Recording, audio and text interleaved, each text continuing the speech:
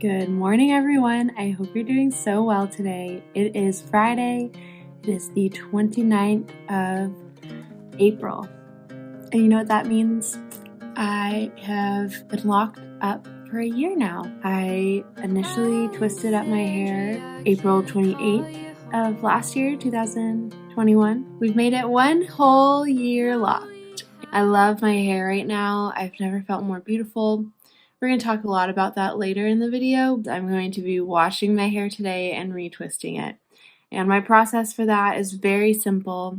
I really don't like to have complicated practices for beauty because I don't think that beauty is complicated. Honestly, though, I like to indulge in different aspects of beauty in life, and so my hair journey has led me to this point of ease and simplicity in allowing my hair to do what it wants and to be what it is, versus me spending 4 or 5 hours every single weekend trying to make my hair look beautiful. I used to spend a lot of time trying to make myself feel beautiful, and now I just allow myself to exist and say, wow, here she is. You know what I mean? It's a different energy. I think the locs taught me that too. It's like I get to wake up in the morning and I'm ready. I don't have to spend a long time on my hair so that it's neat or pretty, you know? And I feel beautiful because of that, because I'm just here.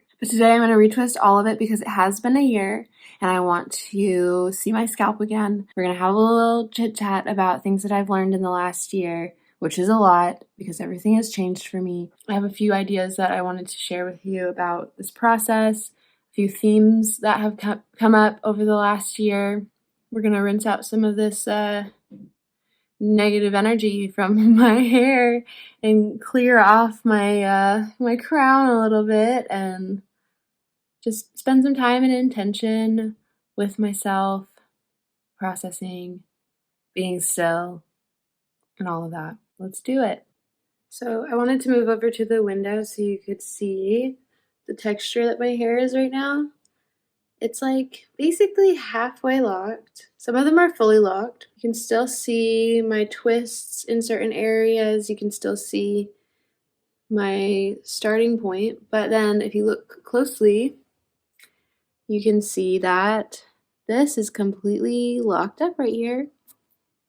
How cool is that? And then at the end, you can still see my regular texture there. Just so you can see kind of how they're going to end up kind of wiggly like this. Basically halfway down from the roots are how the locks are going to start to look, which is really cool. I love it. It's beautiful to me. Underneath, you can see the way that it's going. This is almost fully locked here too. It's still soft down here, but it's pretty dense in this area. So I have some pieces that like really are taking their time, and like the ends of them like still come undone like this, see? And that's probably why they aren't locking, is because I have a bad habit of kind of untwisting and retwisting the ends on some of them, but it's comforting for me, so I do it. But yeah, like this one, oh yeah, that's a great example of how the ends are going to end up looking, perhaps. But yeah, it's like that pretty much everywhere. Here, let me set it up on my tripod so I can show you the back. I consider them to be like semi-freeform, I would say, because they are not perfectly parted.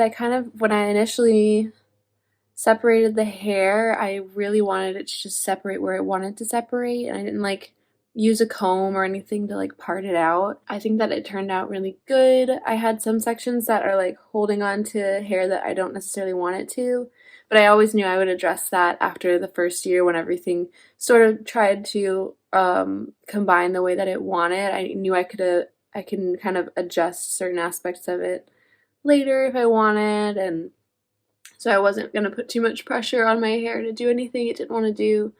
I really love the way this piece is kind of crunching up, and you can see that really cool texture there. I don't know, I'm really proud of them. I think that they're so beautiful and so exactly what they want to be, and that's everything to me. I love them Mm.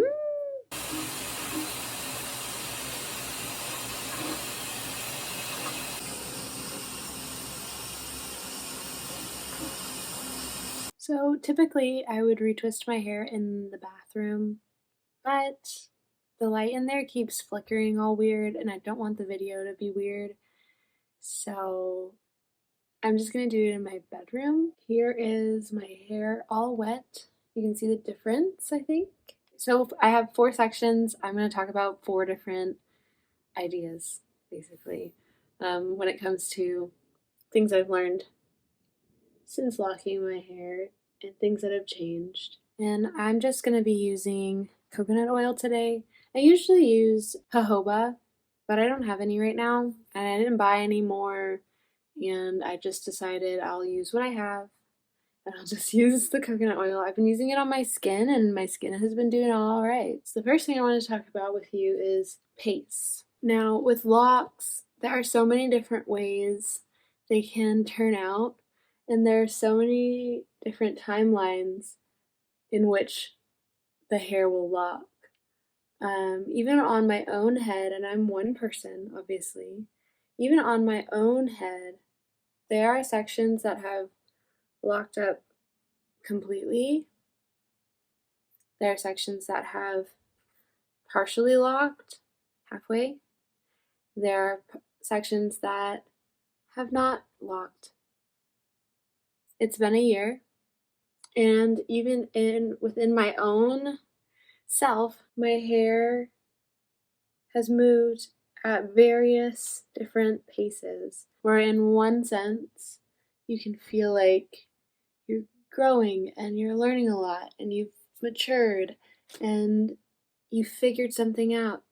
And in another aspect of your existence, feeling like, I thought I learned this lesson already. I feel like I've regressed. I don't feel connected to myself.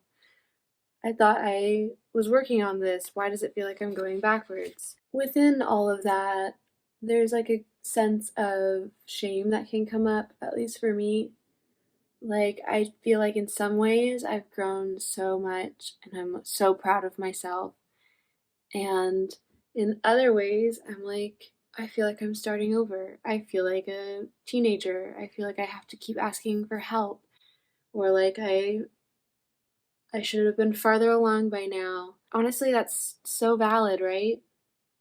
Like, I'm just doing it old school style. Like, this is how my mom used to grease my scalp when I was a kid. She would just part it and she would rub the grease on. She'd slather on some petroleum product and braid up each section. Wow, I just had a flashback. Obviously, I'm just gonna twist, and they say you want to twist in the same direction as you always do so it doesn't unravel. So I'm gonna try and do that. Sometimes I forget which direction I twisted, and that's okay. When I was 20 years old, I thought I was ahead of the game because I was dating someone and I was on track to be married. That was like my greatest goal, was for someone to say, you're worth it, and I want to spend the rest of my life with you. And I wanted that as soon as possible. I'm just twisting up this section so that it doesn't untwist here. I don't have any clips right now either, so I'm just winging it. Same old deal, a little bit of coconut oil, like really not that much. My scalp makes its own oils, remember? So I'm just trying to support my twisting process more than anything else. And look, these are combining. These guys want to be together. We're gonna break those apart. Yes, I was like, I'm great. I'm ahead of the game. I'm ahead of the curve. I'm 20 years old. I'm married. I've moved out of my parents' house. You know, F school, F college. I don't want to do any of that. I tried it. It's not for me. You know, I felt really like edgy back then. Really like, whoa, like Fran, she's like not doing what everyone else is doing. Of course, later as I get into astrology and realize that I have my sun, moon, and Mercury in Aquarius, this is not something that is a surprise that I would feel value in. Yeah, I'm doing stuff like nobody else does it. You know, I'm Aquarius. And now that I am experiencing separation and moving in the direction of divorce, which if you are with me on Patreon, you already know this. But yes, surprise, surprise. If you couldn't figure it out already, I am currently living by myself, me and my dogs, in an impossible view. Everything's going to flow into each other. Basically, I'm realizing when I started honoring a different pace and honoring a different aspect of myself, that's when things started to change for me. When I could release the shame of resetting doesn't mean I failed, but it means that I had the courage to honor myself and what was honest and true about who I am and how I show up in the world. This was happening around this time last year, so that's why I wanted to bring it up. When I first locked my hair was in April of last year. During that time, I had started having feelings like my marriage was going to end, and that was really scary for me. And because I had goals, you know, I had said I wanted to do this and that and have kids, and you know, I didn't want to be seen as a failure. And growing up in the evangelical church, you know, you're taught divorce isn't an option. It doesn't matter, you know, how the relationship dynamic is or if you are being harmed in that marriage. Like, you know, you pray for them, you work it out, you don't leave. And so I'm now wrestling with all of this because I don't participate in the faith of my youth anymore, and it looks different for me now, and there's more nuance and more space for kindness to myself. And so I had to release some of those ideas, and that was really scary, but then it gave me space to think about how could my relationship look if I was honest and I was accepted as who I am. You know, who would I be then? And is there room for her here? Is there room for my voice here? Is there room for my dreams? Is there, and honestly, like, is it lip service that there's room for my voice and room for my dreams? But then when I actually pursue it or speak up, is it received? And I was finding very quickly that there was no room for my voice truly. And that was heartbreaking for me. I discovered that I was not being supported. And I was actually being resented. Okay, so I had to come to terms with that. Finish the front, and I am working on the back now. I'm gonna rotate and talk to you. This routine is not complicated because the ways that I have been deconstructing beauty, I guess you could say, I was spending so much time trying to conform to a beauty standard. I know. None of this is new, right? Trying to conform to a beauty standard that did not include me. At the same time, you know, looking to even fit in like the natural hair community, like seeing how my texture in particular and looser textures as well were like highlighted, and it was kind of a flip for me from going from like, oh, I don't have like long straight hair, wavy hair, so I don't feel like I have good hair. I was spending so much time like, oh, I finally have the beautiful hair now. Like, I should work really hard to make sure my hair always looks that way. I was kind of sitting with that for a while. Like, I spend so much time just like detangling my hair, trying to make my curls perfect, and still trying to fit into this impossible standard because my hair didn't really even want to do that. Like, my hair didn't want to be detangled. It didn't. And that's part of why I think I had such a weird relationship with my hair. Like, I was proud of it and like glad it was there, but like the happiest that I was right after I cut it all off.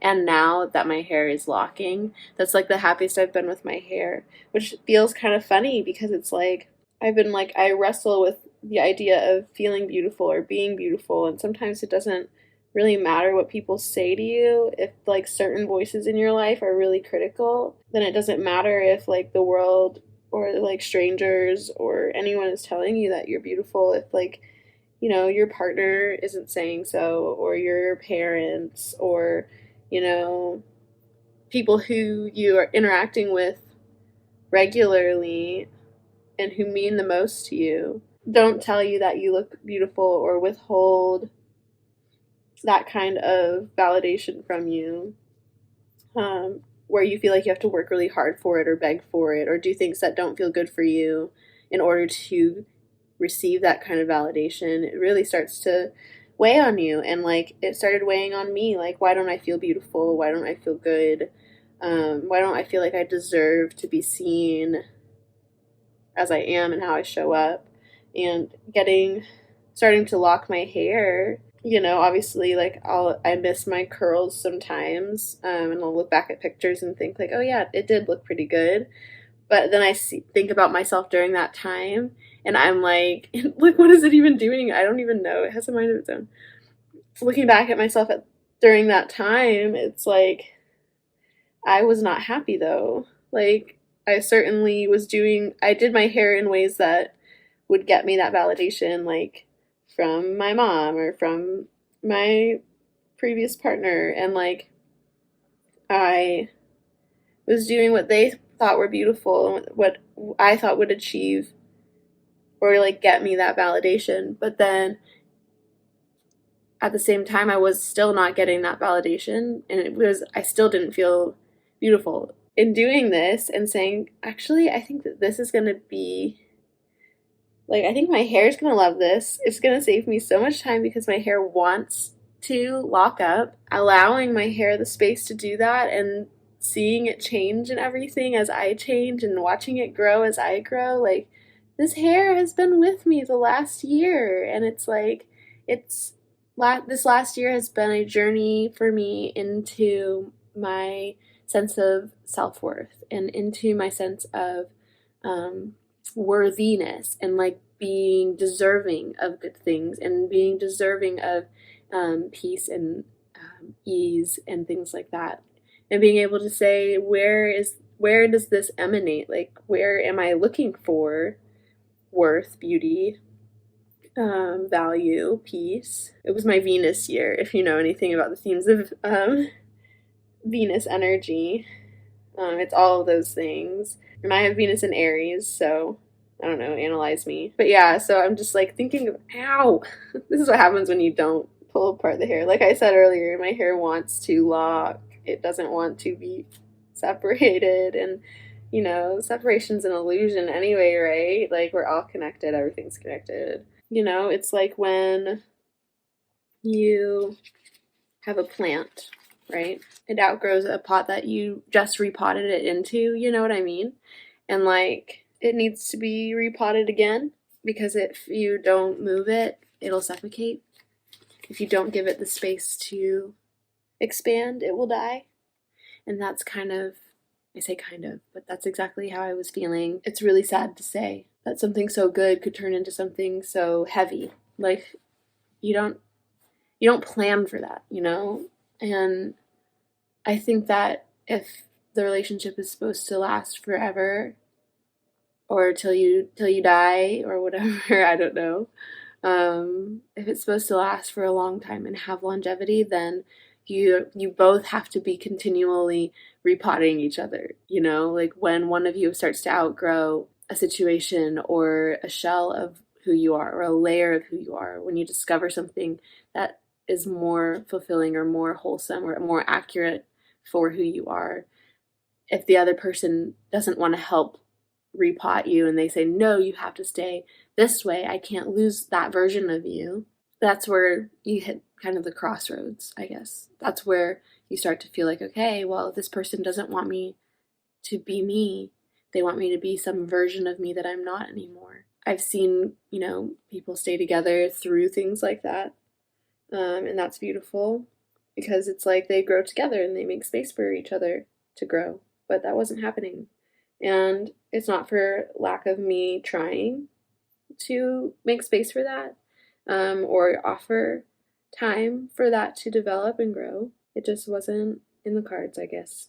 But since leaving, I mean, oh gosh, I feel like my whole world has opened up. These are the last few pieces. I'm really excited. Essentially, after this, I'm gonna be blow drying it at the roots and trying to give my hair a head start in drying. I'll be outside for a little while today. That's my favorite way to dry my hair, is just to be out in the sun or be gardening or whatever. But it's really important, I've noticed, that my hair dries on the day that I wash it. If it stays damp throughout the night, it stinks. It smells so bad.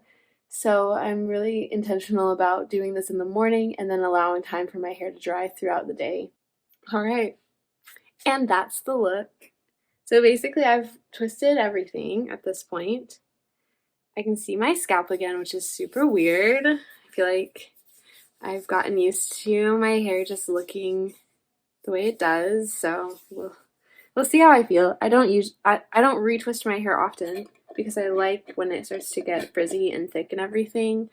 But obviously my roots were starting to grow out and my hair was starting to want to just be all together, so I needed to separate them if I want to get the look that I'm going for, which is multiple locks and not just like one big chunk of hair.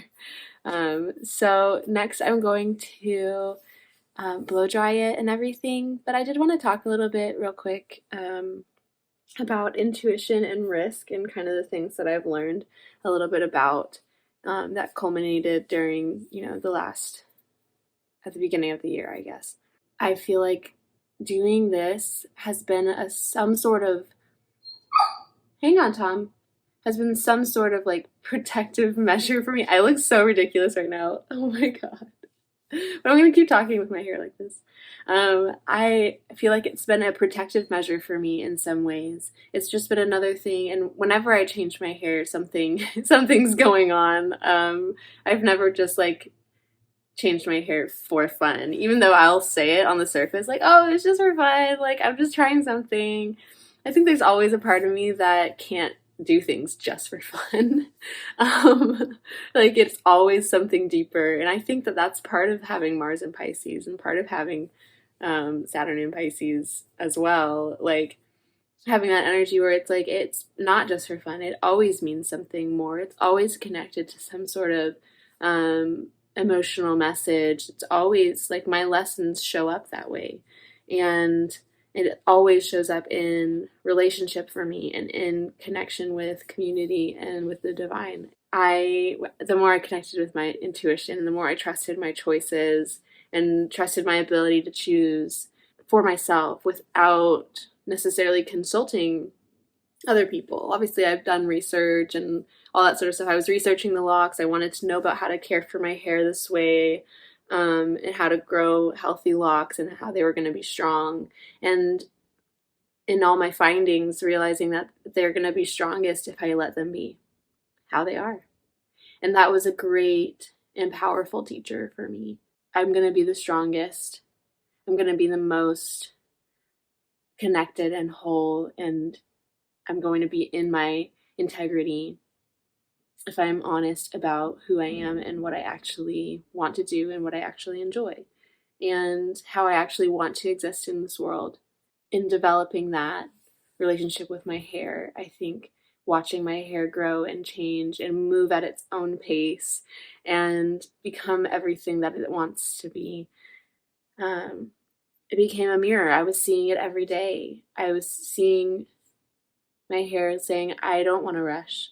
I don't have to look like locks until I want to look like locks.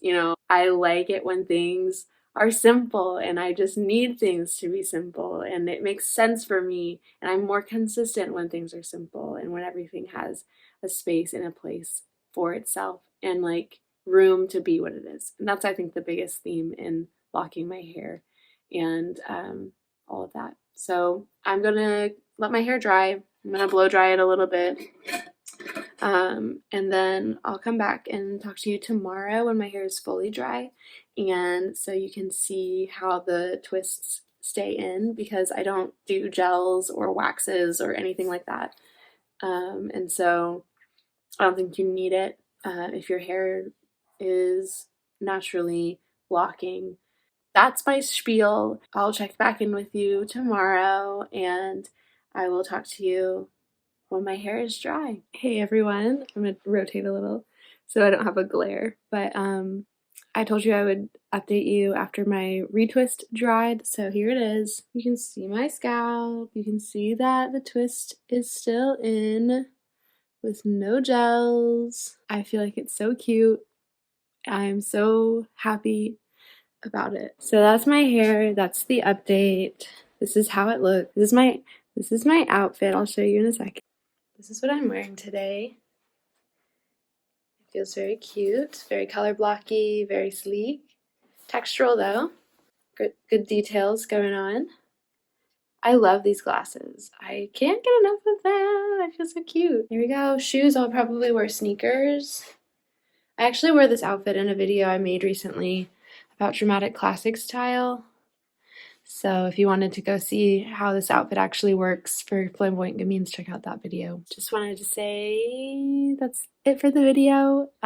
If you're curious about my personal style development services, definitely check out my website, authenticbyfrani.com/services, and I can help you out with your personal style development and reframing your body image and helping you start to unpack some of the narratives that keep you feeling small or held back or like you can't express yourself as you want to. And if anything I said in this video resonates with you, definitely share some of your story down in the comments below. Reading people's stories underneath videos has been a very helpful part of my healing journey, and so I would want to pass that along to anybody who lands in this space to be able to glean from the wisdom of the people in this community. So definitely share with me down below. At the very least, I'll read it, I love you guys. I hope you have a great week or weekend whenever you're watching this video, and I will talk to you so soon. I miss you,